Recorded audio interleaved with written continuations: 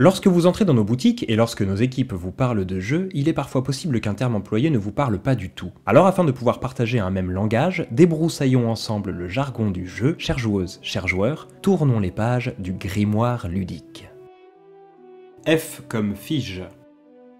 Fige est en fait l'abréviation pour Festival International du Jeu. Ce festival, qui est sans doute le plus important en France et qui tient également une place privilégiée au niveau mondial, se déroule dans le Palais des Festivals de la ville de Cannes depuis 1986. Depuis sa création, le Fige a évidemment beaucoup évolué pour devenir ce qu'il est aujourd'hui. En 2020, c'est 3 jours de festival pour 110 000 visiteurs, 5 000 professionnels, 8 000 compétiteurs, car le festival est aussi l'occasion d'organiser une multitude de tournois, 310 stands, 400 auteurs et illustrateurs et 313 journalistes ou influenceurs. Le festival se veut assez familial, l'entrée y est gratuite et permet à tout à chacun de pouvoir naviguer entre les différents stands d'éditeurs et de distributeurs afin de pouvoir tester leurs grands classiques ou mieux, d'y découvrir leurs différentes nouveautés à venir. Et quand tombe la nuit, vient le moment de déambuler dans le Festival Off, autrement appelé les Nuits du Off. Un moment fort pour tous les nouveaux auteurs. En effet, le Off de Cannes permet à n'importe qui de pouvoir présenter des prototypes de jeux afin d'emmagasiner de nouveaux retours de la part des joueuses et joueurs. Feedback qui leur permettront ensuite d'ajuster et de préciser certaines mécaniques sur leur projet. En 2020,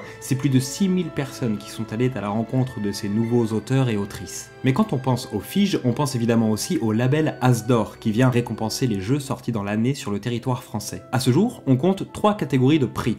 L'As d'Or du jeu enfant qui vient récompenser le jeu pour enfants, l'As d'Or expert qui récompense quant à lui les jeux aux règles touffues et aux mécaniques exigeantes, et enfin la catégorie reine, l'As d'Or du jeu de l'année qui mettra en lumière les jeux disons familiaux ou en tout cas accessibles au plus grand nombre. Chaque année, les différents jeux nominés et récompensés profitent évidemment d'un coup de projecteur médiatique qui viendra gonfler leur popularité et pourront même se voir attribuer un petit macaron imprimé sur la boîte, gage que le jeu est totalement validé par le jury de l'As d'Or. Alors oui, si le festival est gratuit, il n'est pas toujours simple de pouvoir se déplacer à Cannes, mais rassurez-vous, aujourd'hui l'événement est très largement couvert avec énormément d'émissions en direct, je pense notamment à Trick Track ou encore à Board Game Geek qui ont pris l'habitude d'installer carrément leur studio sur place afin de pouvoir partager massivement les temps forts du festival. Et c'est tout pour aujourd'hui, j'espère que ce petit format autour du Fige de Cannes vous a plu. Je vous invite évidemment à aller visiter le site du festival qui vous donnera énormément d'infos. Vous y trouverez notamment les différents palmarès de l'As d'Or depuis 1988,